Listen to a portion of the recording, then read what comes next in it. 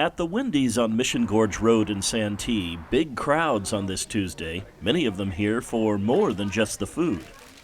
So anything I could do to help, that's why I'm here. Santee resident Jackie Brown heard about a fundraiser happening here, money being raised for the two families impacted by the October 11th crash. Maria and Phil Morris lived in this house on the corner. Neighbors pulled them to safety. They're still in the hospital recovering.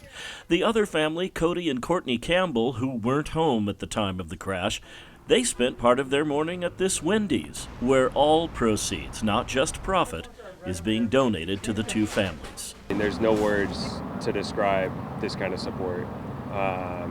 Thank you 1,000 times, doesn't even come close. Coming up with this on their own here, like Cody said, it leaves you kind of speechless. We really wanted to step up and help our neighbors out. Brian Sponberg's father owns all the Wendy's restaurants in the San Diego area. He says he got a call from the general manager of this one shortly after the crash, wondering how they could help. That led to this fundraiser. It started at 6:30 this morning when the restaurant opened. It will end at 10 tonight when it closes. We got to pay the taxes on the purchases, but other than that, 100% will go to the two families. This act of generosity comes on the same day the NTSB released its initial findings on the crash. The NTSB report is preliminary, but it does give us a window into what was going on just moments before the crash. It makes it clear that the pilot was off course and flying way too low. A transcript of the back and forth between the pilot, Dr. Sugata Das, and an air traffic controller shows the controller ordering a course correction just after 12:09. Over the next several minutes, the controller continues to order course and altitude corrections until finally at about 12:13, he again tells Das he's at the wrong altitude and orders him to climb immediately. Less than 2 minutes later, the plane slammed into the homes at Jeremy and Greencastle Streets.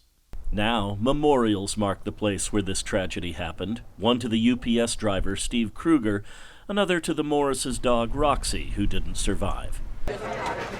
Back at the Wendy's, the lines inside and out were only growing. Cody and Courtney Campbell told me they had to go look at a rental home, a place to stay while their home is rebuilt.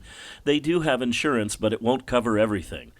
Courtney says seeing all these people here reassures her they chose the right place to live. We grew up here, but we decided to stay here for a reason.